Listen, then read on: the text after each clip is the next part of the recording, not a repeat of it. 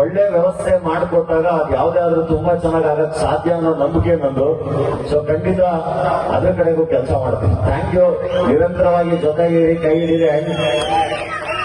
Special thanks ಹೇಳಬೇಕು ನಮ್ಮ ಇಡೀ ಡಾಲಿ ಧನಂಜಯ ಬ್ರಿಗೇಡ್ ತಂಡಕ್ಕೆ. ನನಗೆ ಗೊತ್ತಿರಲಿಲ್ಲ ಹಿಂಗೆಲ್ಲ ಮಾಡ್ತಾರೆ ಅಂತ. ಅವ್ರು ಬಂದು ಕನ್ನಡ ರಾಜ್ಯೋತ್ಸವ ಆಚರಿಸ್ತೀವಿ, ಯಾವ್ದಾದ್ರು ಒಂದಿನ ಹೇಳಿ ಫ್ರೀ ಇರೋ ಡೇಟ್ ಅಂತ ಹೇಳಿದ್ರು.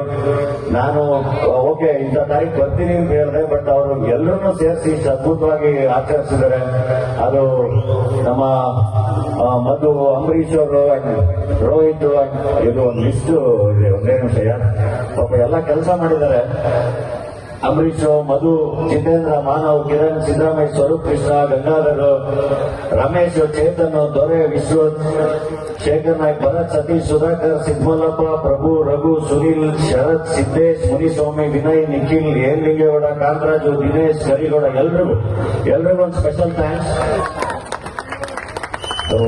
ಏನೇ ಯಾವುದೇ ಒಳ್ಳೆ ಕೆಲಸಕ್ಕೂ ನಾವು ಖಂಡಿತ ಜೊತೆಗಿರ್ತೀನಿ ಅಂತ ಹೇಳಕ್ ಇಷ್ಟಪಡ್ತೀನಿ.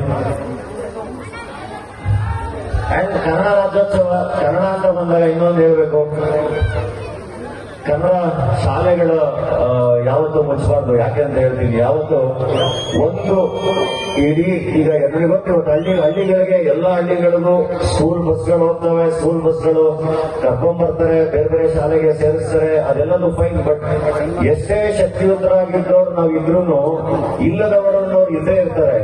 ಅವ್ರು ಎಷ್ಟೋ ಜನ ಸ್ಕೂಲಿಗೆ ಇಲ್ಲಿವರೆಗೂ ಕಳ್ಸಕ್ಕಾಗದೇ ಇರುವಂತ ಪೋಷಕರು ಇರ್ತಾರೆ. ಒಂದಿಷ್ಟು ಮಕ್ಳು ಇರ್ತವೆ, ಅದು 5 ಜನ ಮಕ್ಕಳು, 10 ಜನ ಮಕ್ಕಳು ಆ ಸ್ಕೂಲ್ಗೆ ಹೋಗ್ಬೇಕಾಗಿರೋ ಒಂದು ಮಗುನು, ಆ ಒಂದು ಮಗು ಇದ್ರೂ ಕೂಡ ಅದಕ್ಕೆ ವಿದ್ಯಾಭ್ಯಾಸ ಮಿಸ್ ಆಗ್ಬಾರ್ದು. ಹಂಗಾಗಿ ನಿಮ್ಮ ಊರಿನ ಸರ್ಕಾರಿ ಶಾಲೆಗಳನ್ನ ದಯವಿಟ್ಟು ಕಾಪಾಡ್ಕೊಳ್ಳಿ. ಸಾಕು. ಅದರಲ್ಲಿ ಇಬ್ಬರೇ ಹುಡುಗರಿದ್ರು, ಆ ಇಬ್ಬರು ಎಜುಕೇಟೆಡ್ ಆದ್ರೂ ಅವ್ರ ಕುಟುಂಬದ